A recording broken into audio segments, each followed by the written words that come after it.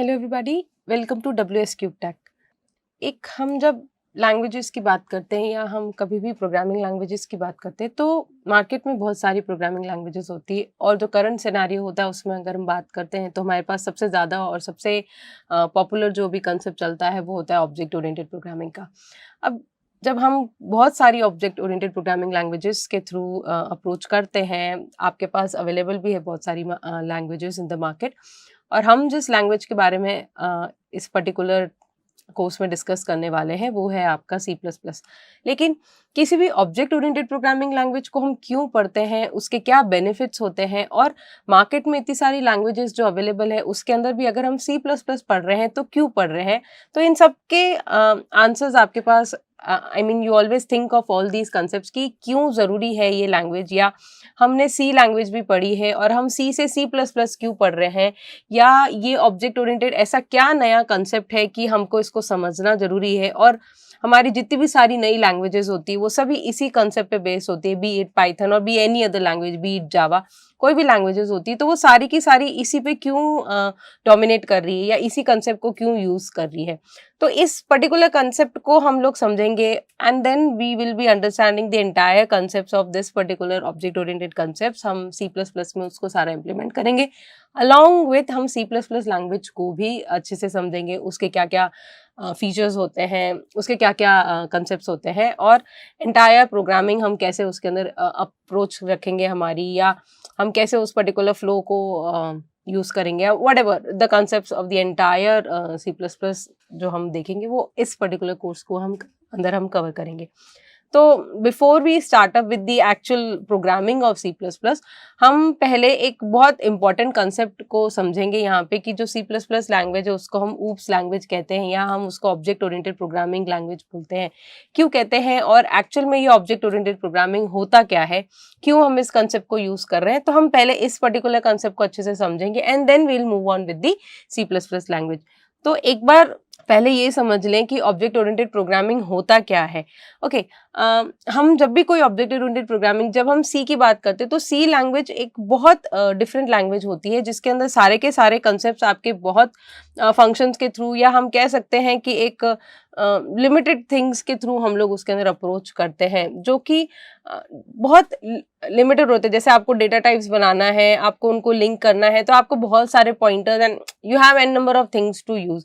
लेकिन जब हम ऑब्जेक्ट ओरिएंटेड प्रोग्रामिंग की बात करते हैं तो this is that particular model that will revolve around और which will be talking about the objects. And what are these objects? Objects are basically the real time entities. यानी हम लोग जब फंक्शंस और लॉजिक पे बात ना करके अब हम लोग ऑब्जेक्ट्स के ऊपर बात करेंगे। जब हम ऑब्जेक्ट्स की बात करते हैं तो ऑब्जेक्ट्स क्या होता है? ऑब्जेक्ट्स एक्चुअली एक एंटिटी होती है, एक रियल टाइम एंटिटी होती है। जैसे let's talk about a bird is an object. तो उस ऑब्जेक्ट की कितनी सारी प्रॉपर्टीज होती है जो आपके माइंड में एकदम आती है जैसे ही आपको बोला जाता है कि a bird is there, so you have different different attributes, या you have different different properties which will automatically come in your mind. जैसे a bird can fly, a bird has different different colours of birds are there, then it has a beak, it has the different eye formations are there, their legs or their feet formations are different, and the feathers are of different colors, and the way they make sound, that is also different. तो अगर हम यहाँ पे बात कर रहे हैं तो हम एक रियल टाइम एंटिटी की बात कर रहे हैं, हम एक ऐसी चीज की बात कर रहे हैं जो एक्चुअल में है और उसके बहुत सारी प्रॉपर्टीज होती है। लेट्स टॉक अबाउट, अगर मैं किसी ह्यूमन बीइंग की बात करती हूँ, तो अगर हम एक बात करते हैं ह्यूमन बीइंग की, तो आपके पास उसके भी बहुत सारे एट्रीब्यूट्स होते हैं। जैसे their eyes color, then you have your hair color, your height, your your weight and everything. तो ये एक पर्टिकुलर, आप एक ऐसी चीज के बारे में बात करो जो एक्चुअल में एग्जिस्ट करती है, और आप उसी प्रॉपर्टीज के बारे में बात करोगे, और उस प्रॉपर्टीज को हम कैसे उसके साथ रिलेट कर सकते हैं, हम उसके बारे में बात कर रहे हैं। Rather than talking about the functions, rather than talking about the logics, हम लोग अब किसके बारे में बात कर रहे हैं? हम एक फील्ड के बारे में बात कर रहे हैं, हम एक ऐसे एंटिटी के बारे में बात कर रहे हैं जिसके पास एक्चुअल में उसके एट्रीब्यूट्स होते हैं, उसकी प्रॉपर्टीज होती है, और हम उसको कैसे यूज करते हैं। अगर आप इस पर्टिकुलर स्क्रीन पे देखोगे तो हमारे पास एक एग्जाम्पल भी दे रखा है, जैसे ह्यूमन बीइंग इज स्टैंडिंग, तो उसकी कुछ प्रॉपर्टीज होगी। लेट्स टॉक अबाउट, अगर हम उसके वर्क प्रोफेशनल की बात करते हैं तो उसके पास उसका ईमेल एड्रेस होगा, देन उसके बहुत सारे क्या क्या काम वो कर सकते हैं, देन उनका नाम होगा, what particular thing, if it's an employee, वो कहीं पे काम करते हैं तो वो कौन से पर्टिकुलर डिपार्टमेंट को बिलोंग करते हैं, वो क्या काम करते हैं वहाँ पे। So then if you are talking about some examples of these objects, let's talk about a pencil. तो पेंसिल के भी आपके पास बहुत सारे एट्रीब्यूट्स होते हैं। You will take a pencil as a very common thing कि क्या है pencil, but let's talk about a small baby who is just join the school, जो अभी अभी स्कूल जाने लगा है, तो उसके लिए पेंसिल के बहुत सारे एट्रीब्यूट्स होंगे। उसके लिए पेंसिल का कलर बहुत इंपॉर्टेंट होगा, उसके लिए पेंसिल का निब बहुत इंपॉर्टेंट होगा कि वो शार्पन्ड कौन से पॉइंट का निब है, एंड देन द लेड है उसका, and then if it has a rubber which is attached at the back, the color of that rubber, I mean there are n number of things जो उसके mind में चलती है जब आप उससे उस बच्चे से पूछते हो। तो similarly every object when what will be talking about, उसकी कुछ ना कुछ प्रॉपर्टीज होगी और हम उसी प्रॉपर्टीज के साथ और उस ऑब्जेक्ट के साथ हम उसको रिलेट करेंगे and will be working on them.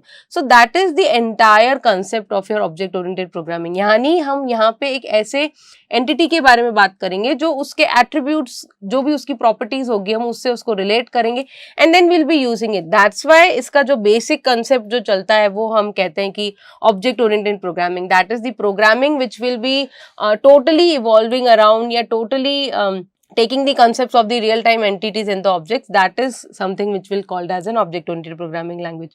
अब जब हम इसका नेम की बात करते हैं या हम इसकी पर्टिकुलर रियल वर्ल्ड की एंटिटीज की हम बात करते हैं, तो जब हम एक ऑब्जेक्ट की बात करते हैं तो उसके साथ उसकी, हम बोल रहे हैं कि हम एक रियल टाइम एंटिटी की बात कर रहे हैं, तो ऑब्वियसली जब आप एक रियल टाइम एंटिटी की बात करोगे तो उसके साथ उसकी बहुत सारी प्रॉपर्टीज और कह सकते हैं उसकी बहुत सारी डिपेंडेंसीज या उसकी एक कहते हैं ना, it has that essence of things that will be actually implemented in that. जैसे अगर मैं एक ह्यूमन बीइंग की बात करती हूँ तो ह्यूमन बीइंग के अंदर हमारे पास बहुत सारे एट्रीब्यूट्स होते हैं, प्लस उन एट्रीब्यूट्स के साथ उसकी बहुत सारी आपकी प्रॉपर्टीज हो जाएगी। जैसे आपके इनहेरिटेंस हो जाएगा, right. Inheritance means may be the person has inherited some of the other properties from their ancestors, तो वो एक उसकी प्रॉपर्टी हो जाती है। I mean there are an number of things. Let's talk about a bird, तो bird के भी बहुत सारे प्रॉपर्टीज होती है उसके पास। तो that is something that will be talking about under this particular concept. तो हम एक लैंग्वेज पे जब पहले स्विच करते हैं, किसी भी लैंग्वेज को हम पढ़ते हैं, तो उससे पहले हमें उस पर्टिकुलर लैंग्वेज का कंसेप्ट पता होना चाहिए। तो जब हम ऊप की बात कर रहे हैं, हम ऊप्स की बात करते हैं, तो हमें ऊप्स के सारे कंसेप्ट्स पता होने चाहिए। तो जब हम ऊप्स की बात करते हैं तो ऊप्स को आपने समझ लिया कि object oriented programming is something that will be talking about an object which is a real time an entity. But इस रियल टाइम के एंटिटी की बहुत सारी डिफरेंट पिलर्स होते हैं। इस ऑब्जेक्ट ओरिएंटेड प्रोग्रामिंग के बहुत सारे पिलर्स होते हैं।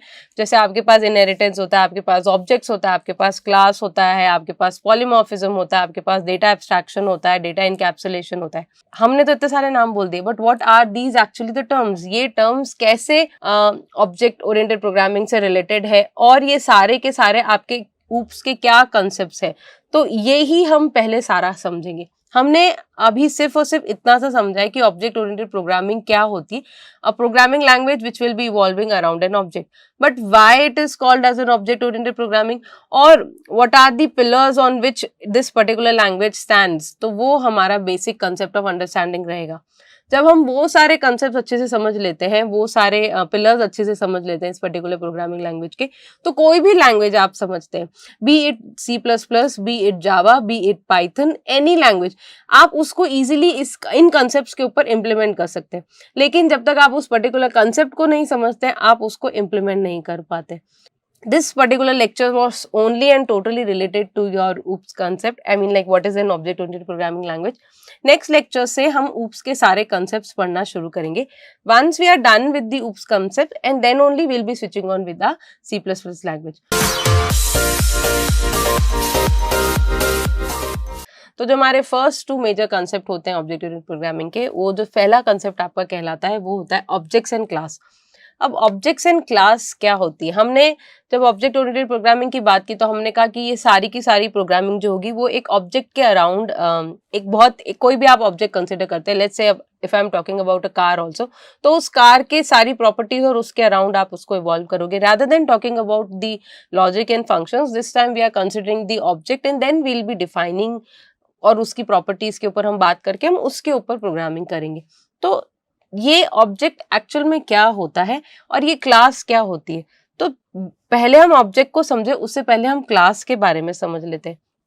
हम बहुत सारी एंटिटीज रियल टाइम में हम देखते हैं। Let's talk about a simple entity which is called as a car. अब जब आप कार की बात करते हो तो आपके माइंड में बहुत सारी चीजें आती है कार को लेके।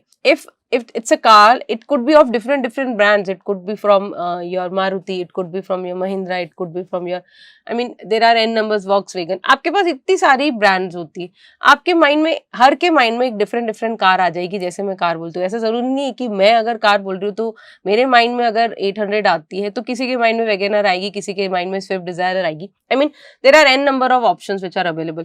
तो ये सब चीजें क्या होती है, still they all belong to a one particular thing which is called as a car. Let's talk about two wheeler also. अब जब हम टू व्हीलर की बात करते हैं तो then again there are an number of things. In two wheeler you can have an Activa, you can have different scooty, you can have your bike, you can have your Enfield। I mean, still you have different categories over there, but still they all belong to a one particular group which is called as a two wheeler।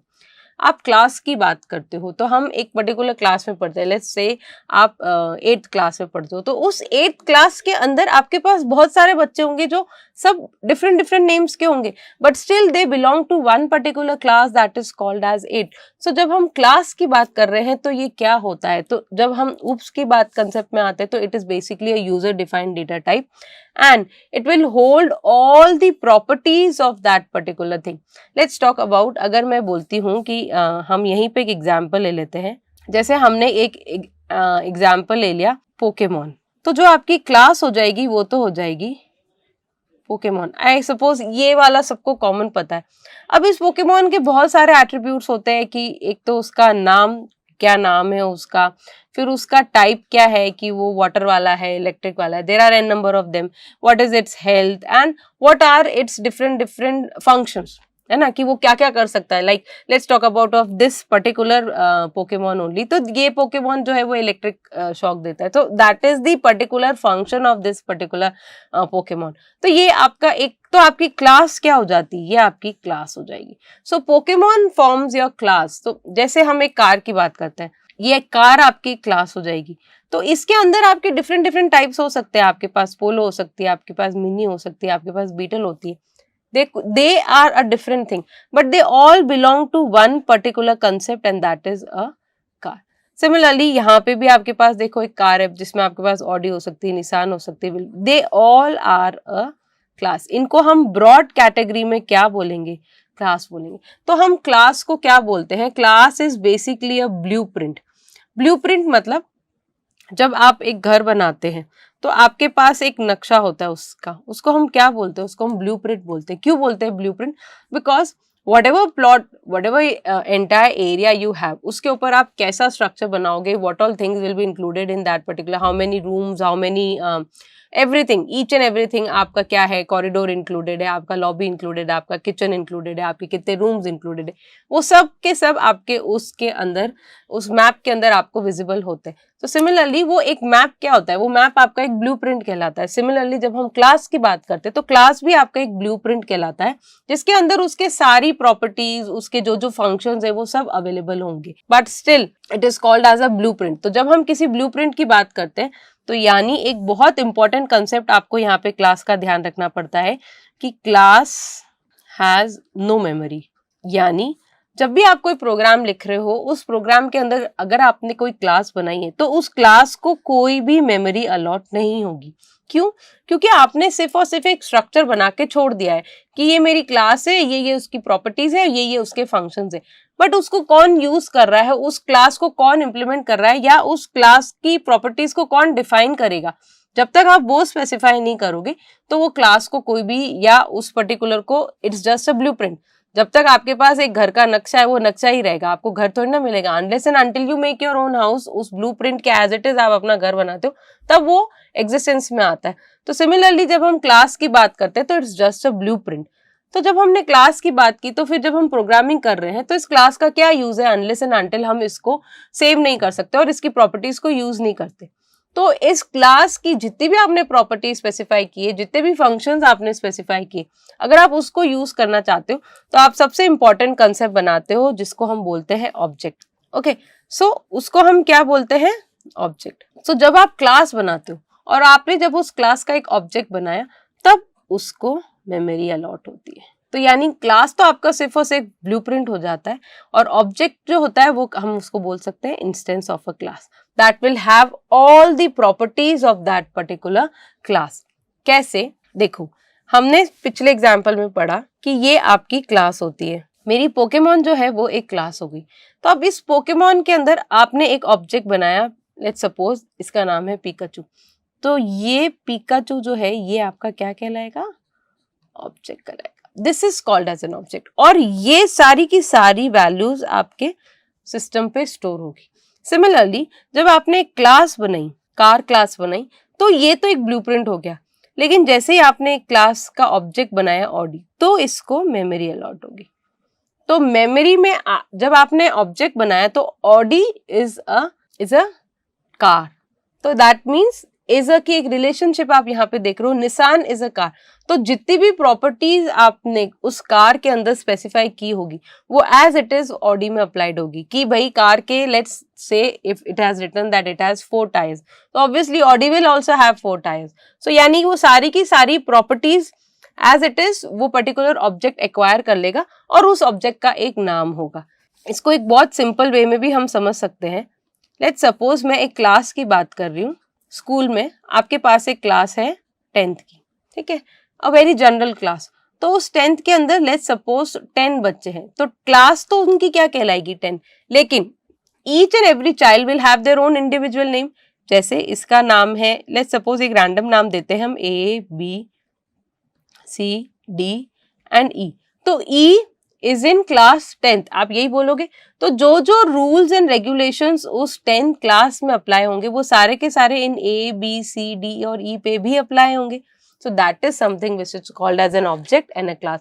तो अगर हम एक class की और एक object की बात करते हैं तो इसको हम बहुत इंटरचेंजेबली वर्ड के साथ यूज करते हैं कि क्लास तो एक सिर्फ और सिर्फ ब्लूप्रिंट होता है, और ऑब्जेक्ट वो होता है जहां पे आप उसको मेमोरी एलोकेट करते हो। यानी see it's written over here, when a class is defined no memory is allocated, but when it is instantaneous, that is an object is created, memory is allocated. now ये जितनी भी memory लेगा वो हम आगे वाले कंसेप्ट में समझेंगे, बट फॉर टाइम बिंग आपको ये समझ में आना चाहिए।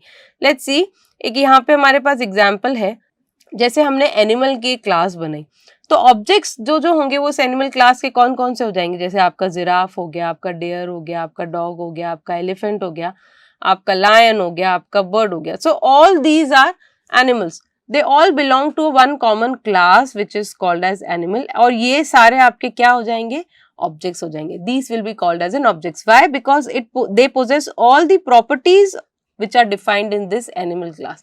सिमिलरली एक हम ऑब्जेक्ट्स इन क्लास का सिंपल एग्जांपल देते, तो आपने क्लास बना लिया स्टूडेंट, तो स्टूडेंट्स के अंदर ऑब्जेक्ट्स कौन कौन से हो सकते हैं। देखो आपका फर्स्ट हो सकता है जॉन, जिसकी एज है 12, उसका कलर दे रखा है, उसका जेंडर दे रखा है। सिमिलरली एक और नाम दे रखा है सोफिया, तो उसकी एज, उसका जेंडर और उसका कलर दे रखा है। तो these John, Sophia and Lily, these are called as an objects. And what is the class? Class is the student. इस स्टूडेंट के बहुत सारे स्टेट्स होंगे, यानी स्टूडेंट्स की बहुत सारी प्रॉपर्टीज होगी, जैसे हमने बताया उसका नेम, उसका एज, उसका जेंडर, उसका कलर, और उसका कुछ बिहेवियर होगा। Behaviour means every child is unique, right? ऐसा नहीं है कि जैसे सोफी बिहेव करती वैसा ही जॉन भी बिहेव करेगा। So all these properties are different. तो यहाँ पे एक डिफरेंस हम लोग ये कह रहे हैं कि क्लास तो आप एक जनरलाइज चीज बता रहे हो, ऑब्जेक्ट्स जो उन प्रॉपर्टीज को यूज करते हैं और उनको एक्वायर करेंगे और वो एक डिफरेंट नाम से एसोसिएट होंगे।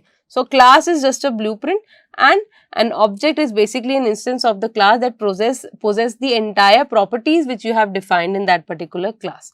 and object will occupy some space in your memory but a class will never occupy any kind of space. ये दो बहुत इंपॉर्टेंट कंसेप्ट होते हैं आपके ऑब्जेक्ट ओरिएंटेड प्रोग्रामिंग के अंदर, क्योंकि हमारी सारी की सारी प्रोग्रामिंग ऑब्जेक्ट और क्लास पे ही सिचुएटेड होती है। आप कुछ भी प्रोग्रामिंग करोगे, आप कोई भी काम करोगे तो आपको सबसे पहले ऑब्जेक्ट बनाना पड़ेगा और फिर आपको सबसे पहले क्लास बनानी पड़ेगी और फिर आप उसका ऑब्जेक्ट बनाओगे और फिर आप उसको यूज करोगे। तो हमारी पूरी की पूरी प्रोग्रामिंग में हम जब C++ सीखेंगे तो हमारा सारा का सारा कंसेप्ट जो बेस होगा वो सिर्फ और सिर्फ हमारा क्लास और ऑब्जेक्ट स्पेस पे बेस होगा। एंड देन ऑल्सो हम जितने भी प्रॉपर्टीज एक्वायर करेंगे या हम जितने भी समझेंगे इन सब चीजों को, वो सभी सब इन क्लास और ऑब्जेक्ट्स के ऊपर ही होगी। सो बहुत इंपॉर्टेंट कंसेप्ट है, ये कंसेप्ट आपके माइंड में क्लियर होना चाहिए सो दैट हम इजीली आगे के सारे कंसेप्ट्स को समझ सके। ये दो हमारे इंपॉर्टेंट पिलर्स थे ऑब्जेक्ट ओरिएंटेड प्रोग्रामिंग के।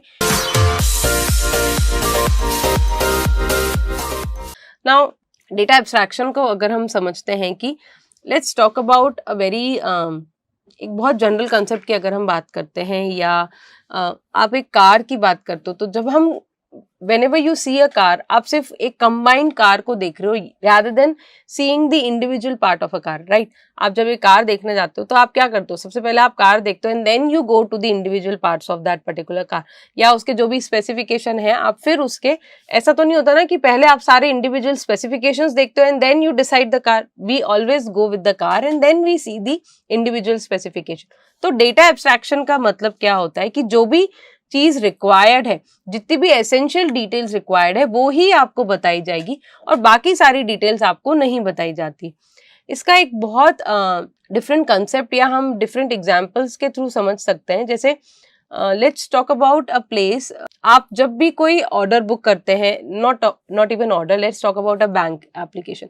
आप बैंक में जाते हैं तो you have a request to change your address, तो वो क्या करता है आपको, क्या जितने भी काउंटर्स अवेलेबल होते हैं बैंक में वो सारे के सारे आपका एड्रेस चेंज करते हैं? वो नहीं करते। There are only 1 or 2 person which are dedicated and they will be only the one to change the address. वो ही आपका एड्रेस चेंज करेंगे and before changing your address also they will ask you to fill up the certain details. वो सारी details दे रखी होगी, आपको वो फिल करना होगा and then only they will do that. So that means जिसको जितना काम रिक्वायर्ड है उसे वितना ही काम दिखाया जाता है या उसे वितनी ही इंफॉर्मेशन दिखाई जाती है। जो भी उसके बैकग्राउंड में इंफॉर्मेशन होती है वो नहीं दिखाई जाती। So the information which is required, the details which is required, the content which is required for a particular person, only वो ही उसको दिखाया जाता है। बाकी पीछे का जो भी वर्किंग होती है, पीछे का जो भी कंसेप्ट होता है, पीछे का जो भी प्रोग्रामिंग होती है या पीछे का जो भी लेआउट होता है वो किसी को नहीं दिखाया जाता।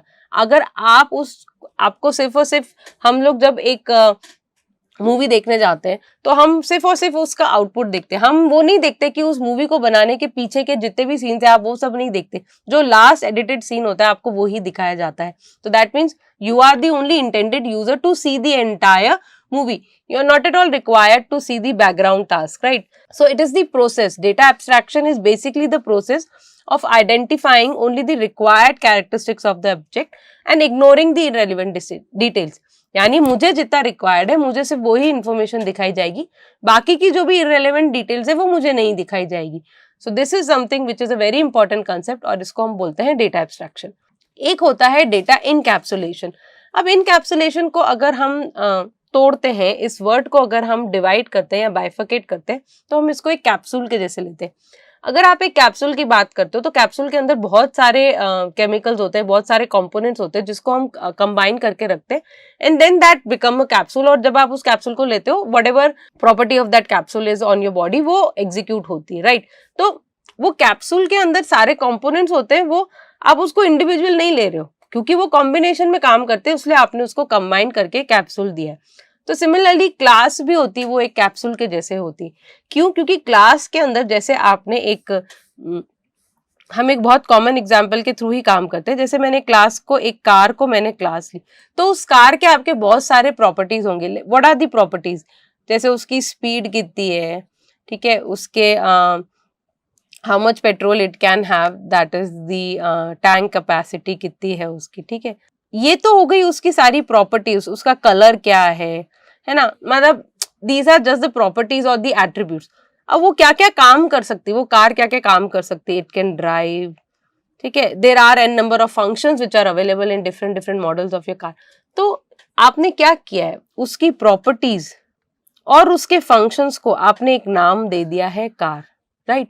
This is something which is called as encapsulation, यानी आप डेटा को एक सिंगल यूनिट के अंदर रैप करके रख रहे हो। कैसा डेटा, एक तो प्रॉपर्टीज वाला और एक उसका फंक्शंस। यानी अगर एक बर्ड है तो बर्ड की क्या प्रॉपर्टीज हो सकती है, उसके फेदर्स, उसका कलर, उसका shape of the beak, the eyes shape and different different things. लेकिन उसकी प्रॉपर्टीज क्या होती है, जैसे वो फ्लाई कैसे करती है, वो कैसे साउंड निकालती है, या वो खाना कैसे खाती है। तो बर्ड का एक तो उसका फंक्शन हो जाएगा, फंक्शन जैसे वो फ्लाई कैसे करती है, वो the way that it expands its wings, या वो सारे उसके फंक्शंस हो जाते हैं। और उसकी प्रॉपर्टीज में उसका colour of the feather and the shape of the feathers, the shape of the beak, the shape of the eyes.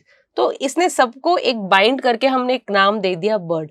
तो that is wrapping up of your different attributes, properties, data and the functions together into one name. That is something which is called as data encapsulation. See, it is a protective shield that prevents the data from being accessed by the code outside the world. अब उस code को हम access कैसे करते हैं, that is again a secondary part. लेकिन ये concept आपको पता होना चाहिए कि इनकैप्सुलेशन का मतलब क्या होता है।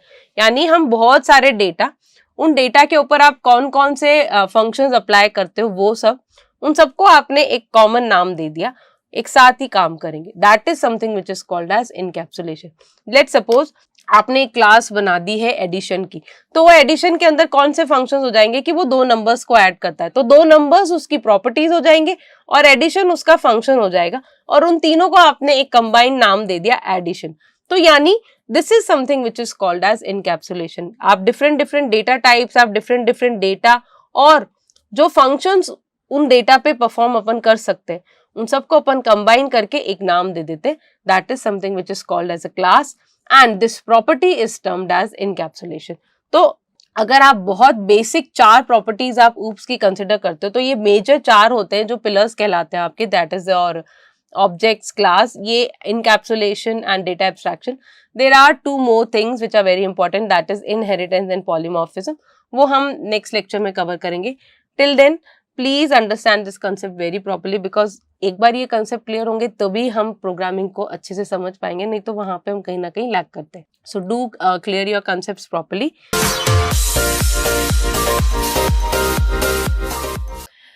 As soon as we come with the name of inheritance, जब भी आप inheritance का नाम सोचते हो या आपके दिमाग में जब भी inheritance word आता है, it means that you are inheriting, you are taking or you are acquiring some of the properties. Like अगर हम कोई बात करते हैं कि this particular trait has been inherited from our ancestors या हमारे पूर्वजों, whatever we say, तो we have actually been taking that particular properties in our own self. तो आप उन properties को या उन particular चीजों को आप inherit करते हो। When we talk about this particular language, so how to implement inheritance in a particular language means कि आपके पास कोई एक ऐसी class है, base class है, जिसको आपने कुछ मेजर प्रॉपर्टीज के साथ डिफाइन किया है, और अब आप उस बेस क्लास के अंदर जितनी भी प्रॉपर्टीज डिफाइन करके आप दूसरी नई क्लास बनाते हो। लेट्स से कि अगर मेरे पास एक यहाँ पे इफ यू सी एक लेट्स सी अब आपके पास यहाँ पे एक मेजर क्लास है एनिमल की। अब इस एनिमल क्लास के अंदर आपके पास बहुत सारी प्रॉपर्टीज हो सकती है। लेट्स से आप उसकी कुछ बेसिक प्रॉपर्टीज डिफाइन करते हो। It could be any properties, it could be any things. अब वो दूसरी चीजें क्या हो सकती है, लाइक लेट्स सपोज मैंने डिफाइन कर दिया कि इसके एक हम कहते हैं 4 लेग्स होती है, इट हैज अ टेल होता है, right, and there are different different properties जो आपने यहाँ पे डिफाइन कर दी। अब इसी एनिमल क्लास को आपने फिर से एक दूसरी क्लास ले ली जिसको हम बोलते हैं डॉग क्लास। तो इस डॉग क्लास के पास भी वो प्रॉपर्टीज एग्जिस्ट करेगी, that is 4 leg and a tail. अगर आपको इसकी कुछ नई प्रॉपर्टी स्पेसिफाई करनी है, let's suppose it has long ears और may be the breed you want to specify for that particular dog, कुछ भी आप डिफरेंट स्पेसिफाई करना चाहते हो वो यहाँ ले सकते हो। कैट के लिए आप एक दूसरी क्लास ले रहे हो जिसके पास उसके 4 लेग्स और टेल वाली प्रॉपर्टी तो एग्जिस्ट करती है, एक्स्ट्रा अगर आप कुछ भी प्रॉपर्टी स्पेसिफाई करना चाहते हो वो सारी आपकी कैट क्लास के अंदर आ जाएगी।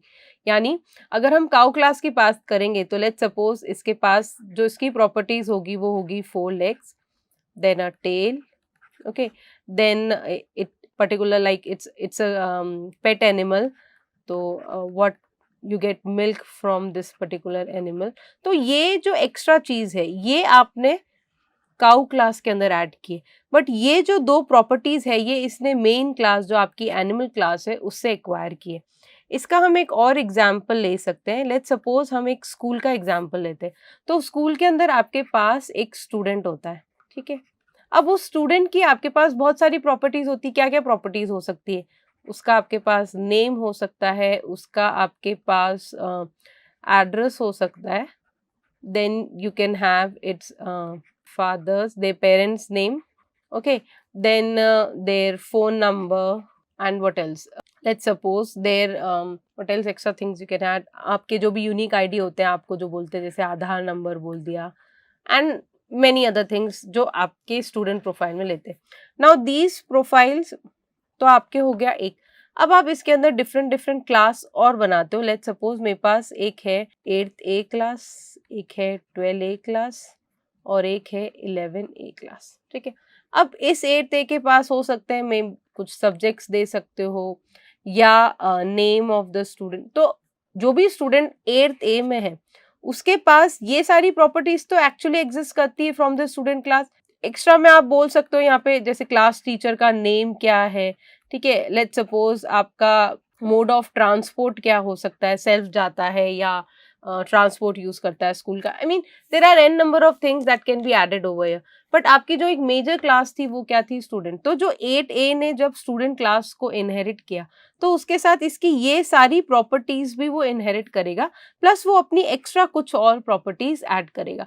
सिमिलरली जैसे 12th A का कोई स्टूडेंट है तो आपने क्लास बना दी 12th A, तो 12th A अगर स्टूडेंट क्लास को इनहेरिट कर रही है तो इसकी जितनी भी properties, let's suppose name, address, father's name, ये सारी की सारी प्रॉपर्टीज को वो एक्वायर करेगा। अलॉन्ग विद अगर आपने इसके साथ कोई एक्स्ट्रा ऐड कर रखा है जैसे सब्जेक्ट कॉम्बिनेशंस हो गए या डिफरेंट डिफरेंट सब्जेक्ट्स उसने ऑप्ट किए, उनका रिजल्ट हो गया, राइट, उनके लैब रिकॉर्ड्स हो गए कि लैब में उनका कैसा परफॉर्मेंस है। सो you have n number of things that can be added, but your major class remains as the student। तो inheritance का basic idea क्या होता है कि एक तो आपके पास properties और method होती है, एक main class होती है जिसको हम बोलते हैं, आप मेन क्लास बोल सकते हैं या इसको हम कई बार बेस क्लास भी बोलते हैं, बेस, ओके, जिसकी प्रॉपर्टीज एंड मेथड्स जो होते हैं वो इनहेरिट करते हैं, उसको हम पेरेंट क्लास भी बोल सकते हैं। यानी आपके पास एक पेरेंट क्लास होगी जिसको हम बेस क्लास भी बोलते हैं या हम मेन क्लास भी बोल सकते हैं। इसको बहुत सारे दूसरी क्लास इनहेरिट करेगी। जो क्लास इनहेरिट करेगी उसको हम क्या बोलेंगे? चाइल्ड क्लास बोलेंगे।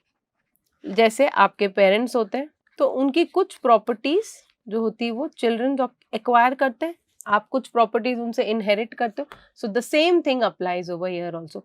तो जो कुछ मेजर प्रॉपर्टीज होती है वो आप यहाँ पे, या जो बेस प्रॉपर्टीज होती है वो आप इस मेन क्लास या बेस क्लास या पेरेंट क्लास में डिफाइन कर सकते हो, और फिर चाइल्ड क्लास अपनी इंडिविजुअल प्रॉपर्टीज अलग से डिफाइन कर सकती है, प्लस ये वाली तो ऑटोमेटिकली उसके अंदर एडअप हो ही जाएगी। So this is something which is called as inheritance. आप यहाँ पे एनिमल क्लास का एग्जांपल देख ही रहे हैं, प्लस यहाँ पे एक इलेक्ट्रॉनिक्स आइटम है तो ये उसका बेसिक सर्किटरी हो जाएगा। अब ये फोन के अंदर भी चला जाएगा, यही सेम सर्किटरी आपके साउंड सिस्टम के अंदर भी जाएगी, आपके दूसरे मोबाइल फोन्स में जैसे कॉर्ड फोन्स दोनों आते हैं, ईयर प्लग्स आते हैं, स्टीरियोज आते हैं। तो what does it mean? This forms the base class.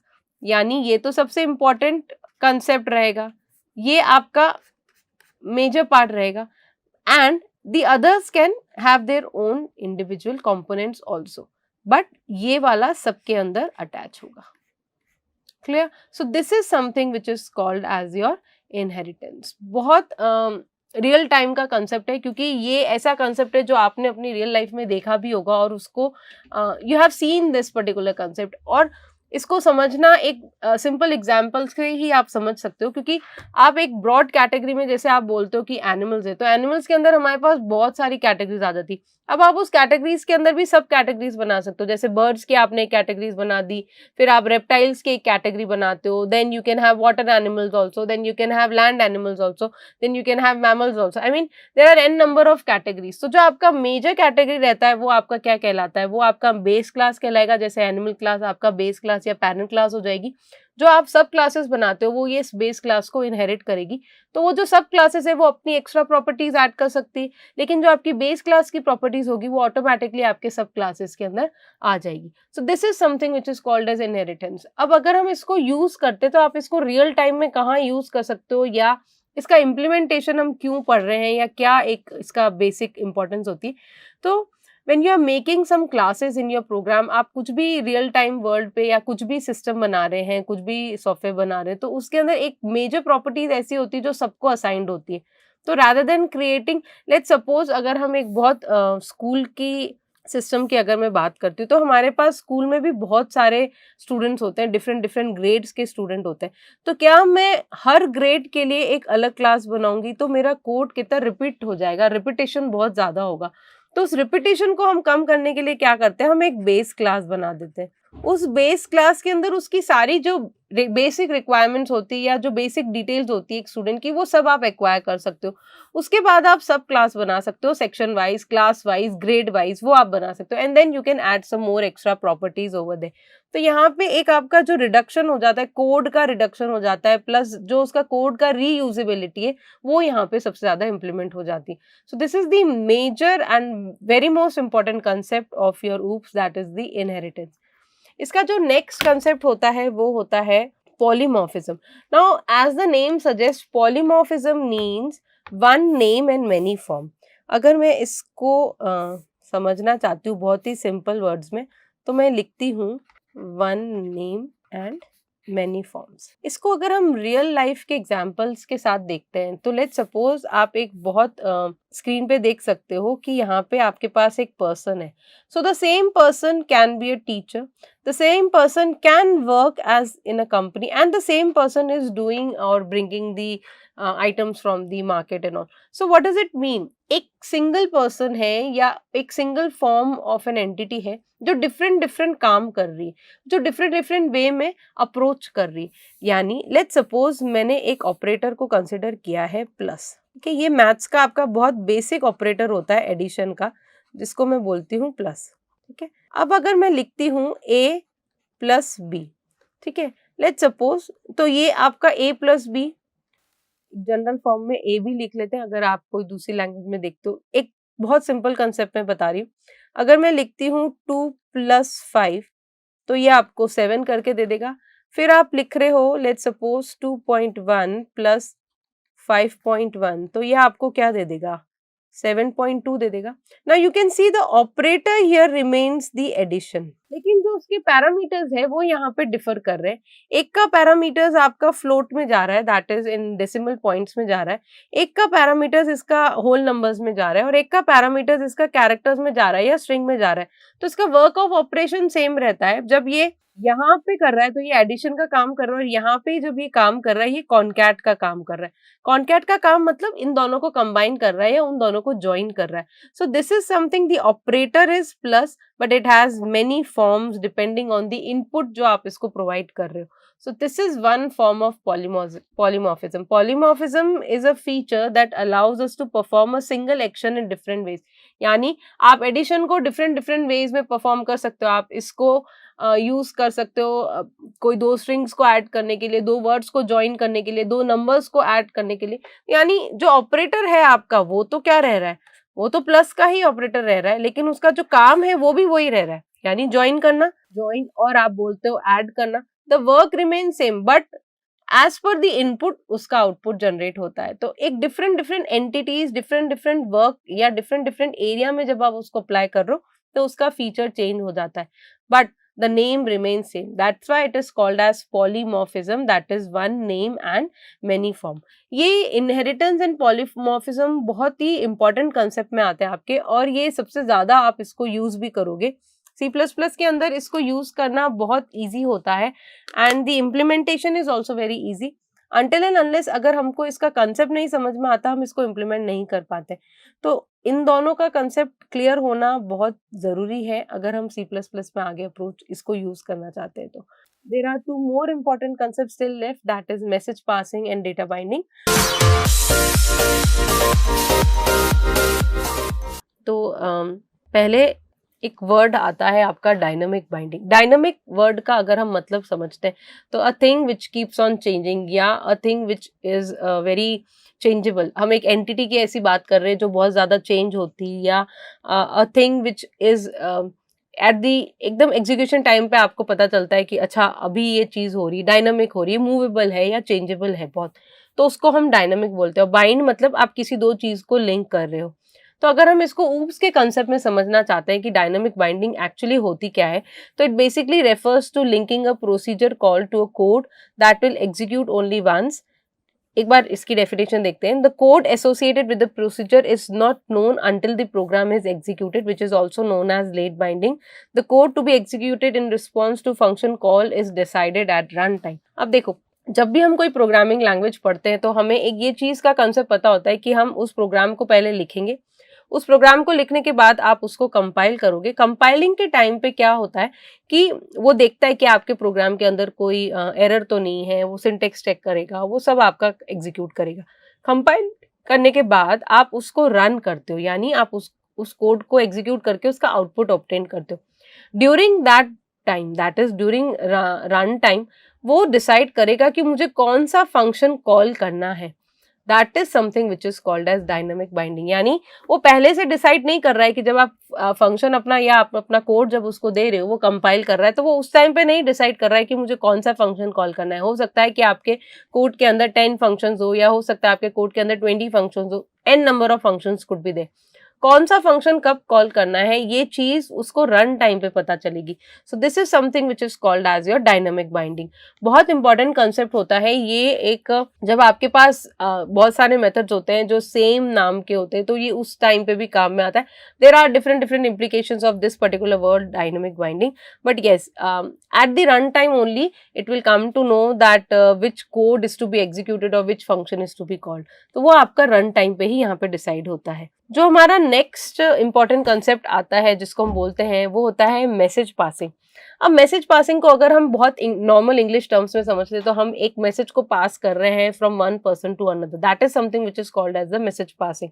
अब अगर आप इस डायग्राम में देखोगे तो आपके पास यहाँ पे बहुत सारे ऑब्जेक्ट्स अवेलेबल है और वो आपस में एक दूसरे से कैसे कम्युनिकेट कर रहे हैं with the help of a message. तो मैसेज पासिंग का मतलब यही होता है कि the objects will be communicating to one another by sending और receiving information to each other. यानी आप कोई भी इन्फॉर्मेशन किसी एक ऑब्जेक्ट को, यहाँ पे हम एक ऑब्जेक्ट की बात कर रहे हैं, ऑब्जेक्ट ओरिएंटेड प्रोग्रामिंग की बात कर रहे हैं, तो ऑब्जेक्ट का मतलब क्या होता है कि आप कोई भी इन्फॉर्मेशन पास ऑन कर रहे हो from one object to other. A message for an object is a request for execution of a procedure and therefore will invoke a function in the receiving the object that generates the desired result। अब यहाँ पे message क्या होगा? अब message passing का मतलब क्या होता है कि लेट्स सपोज मेरे पास यहाँ पे ये एक ऑब्जेक्ट है, ये मेरा सेकंड ऑब्जेक्ट है और ये मेरा थर्ड ऑब्जेक्ट है। तो मेरा जो फर्स्ट ऑब्जेक्ट है ये मेरे सेकंड ऑब्जेक्ट को मैसेज पास कर रहा है कि एक पर्टिकुलर फंक्शन को एग्जीक्यूट करना है। ये उस फंक्शन को एग्जीक्यूट करके इसको वापस मैसेज के थ्रू उसका आउटपुट या जो भी जनरेटेड रिजल्ट होता है या डिजायर्ड रिजल्ट होता है वो उसको रिटर्न करता है। तो बेसिकली यहाँ पे आप जो चीज स्पेसिफाई करोगे, एक तो आपका नेम ऑफ द ऑब्जेक्ट होता है, नेम ऑफ द फंक्शन होता है और जो भी इन्फॉर्मेशन या पैरामीटर्स आप पास करना चाहते हो।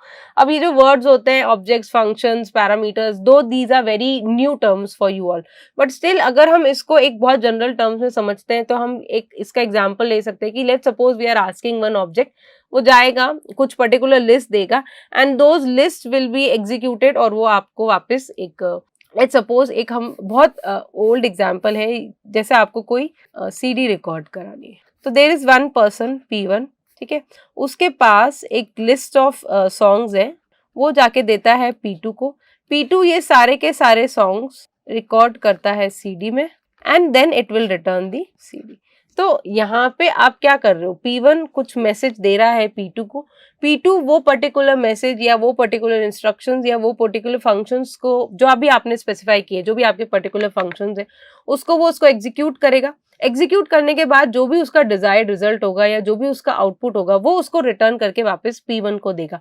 सो this is something which is called as message passing. ये एक इंपॉर्टेंट कंसेप्ट कहाँ पे काम आता है, क्योंकि आपके पास डिफरेंट डिफरेंट क्लासेस होगी, आपके पास डिफरेंट डिफरेंट ऑब्जेक्ट्स हो गए, आपके पास डिफरेंट डिफरेंट फंक्शंस हो गए, तो हम उन ऑब्जेक्ट्स के थ्रू फंक्शंस को कॉल करेंगे। जब हम उन फंक्शंस को कॉल करेंगे तो हम ये भी पास करेंगे कि हमको उस फंक्शन के अंदर क्या पैरामीटर्स पास करने और हमको क्या आउटपुट ऑब्टेन करना है, तो we have to specify all these part.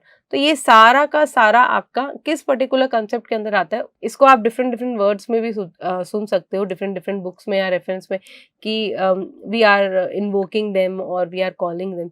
But जो बहुत नॉर्मल और जो जनरल टर्म इसका यूज होता है वो होता है message passing. That means you are asking one object which will be definitely calling in another object to execute some of the function. The other object will execute that function, it will obtain a desired result, and then that it will return the desired result to the previous object. तो it's just a simple concept पे।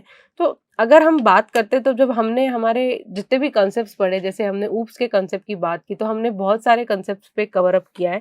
एक बार quickly देख लेते हैं। हमने सबसे पहले पढ़ा था ऑब्जेक्ट्स पढ़ा, फिर हमने क्लास पढ़ा। तो क्लास के लिए हमने क्या बोला था कि ये एक ब्लूप्रिंट होती है। ब्लूप्रिंट मतलब क्या होता है? It's just a structure kind of a thing. It will not store any kind of memory, it will not occupy any kind of memory in your system जब तक कि आप उसका ऑब्जेक्ट नहीं बनाते हो। As soon as you will make an object, that particular will get a memory allotted as per the जो भी आपने उसके अंदर फॉर्मेट स्पेसिफाई किया है उसके अकॉर्डिंग। ऑब्जेक्ट्स के बाद हमने एक इम्पॉर्टेंट कंसेप्ट पढ़ा था जिसको हमने बोला था डेटा एब्स्ट्रैक्शन। डेटा एब्स्ट्रैक्शन का मतलब क्या होता है कि जितना इन्फॉर्मेशन जिस पर्टिकुलर चीज को रिक्वायर्ड है या जिस पर्टिकुलर एंटिटी को रिक्वायर्ड है उसे वो ही इन्फॉर्मेशन दी जाएगी। रेस्ट अदर जो बैकग्राउंड की इन्फॉर्मेशन है वो सब की सब उसको नहीं बताई जाएगी, वो हिडन रहेगी। तो वो आपका डेटा एब्स्ट्रैक्शन कहलाता है। फिर हमने पढ़ा था डेटा इनकैप्सुलेशन। जो डेटा इनकैप्सुलेशन होता है, इनकैप्सुलेशन का वर्ड अगर आपको ये पर्टिकुलर टर्म नहीं समझ आती तो इसको आप यहाँ से बाइफरकेट कर सकते हो, जिसमें एक वर्ड आता है कैप्सूल। कैप्सूल मीन्स आप जितना भी आपका डेटा है और उसके ऊपर जो जो उसकी प्रॉपर्टीज है या उसके फंक्शंस है उन सबको आप बाइंड करके एक पर्टिकुलर कैप्सूल के अंदर डाल रहे हो जिसको आप क्लास बोलते हो।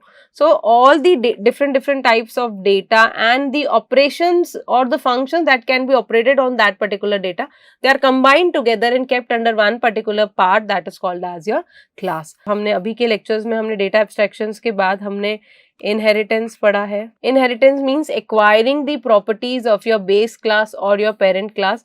फिर हमने पढ़ा polymorphism. So polymorphism basically means one name and many forms. That is एक पर्टिकुलर फंक्शन है या एक पर्टिकुलर लेट्स सपोज एक पर्टिकुलर एंटिटी है जो डिफरेंट एनवायरमेंट में या डिफरेंट पैरामीटर्स में डिफरेंट वर्क करेगी। So that is something which is called as polymorphism. उसके बाद हमने पढ़ा था डायनामिक बाइंडिंग, यानी इसको रन टाइम पे पता चलेगा कि हमको कौन सा फंक्शन कब कैसे कॉल करना है। और जो लास्ट हमने अभी पढ़ा वो था आपका मैसेज पासिंग। सो ये सारे के सारे जो आपके कंसेप्ट्स थे ये सब ऊप्स के कंसेप्ट के अंदर आते हैं और बहुत मेजर कंसेप्ट्स कहलाते हैं, क्योंकि इन्हीं को हम सबको इम्प्लीमेंट भी करेंगे। इन्हीं का इम्प्लीमेंटेशन हम सीखेंगे कि हम कैसे इनहेरिट कर सकते हैं किसी क्लास को, या हम कैसे किसी पर्टिकुलर क्लास को बेस क्लास बना के उसकी प्रॉपर्टीज एक्वायर कर सकते हैं। पॉलीमॉर्फिज्म, एक ही वर्ड को हम डिफरेंट फंक्शंस हम बना रहे हैं तो हम उसको कैसे यूज करेंगे। But then again it's the secondary part. ये हमारे ऊप्स के सारे कंसेप्ट थे।